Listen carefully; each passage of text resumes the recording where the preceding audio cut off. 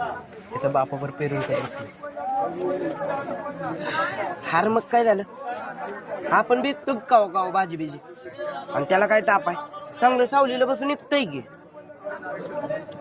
बापाची सावली असली ना की ऊन लागत नाही नाहीतर नुसतं उन्हात भाजून निघायला. म्हणजे ए बाबा, पेरू घ्यायचं असलं तर घे, पण असलं लागलं असं काय बोलू नकोस.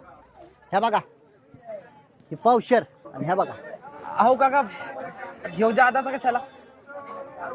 एका पेरवानं कुठं लाखोचं नुकसान होणार आहे माझं. असू द्या, पेरू घ्या पेरू, ही काय काका? पेरू घ्या पेरू.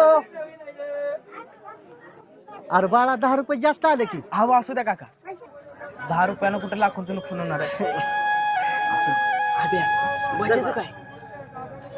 पुन्हा का तरी शाळेत जातोय का भैया? होय, जातय की, 4थीला आहे. अहो म्हणजे आता पुढच्या वर्षी आमच्या शाळेत येईल की 5वीला. 4थीतनं पुढे गेला तर 5वीला येईल ना.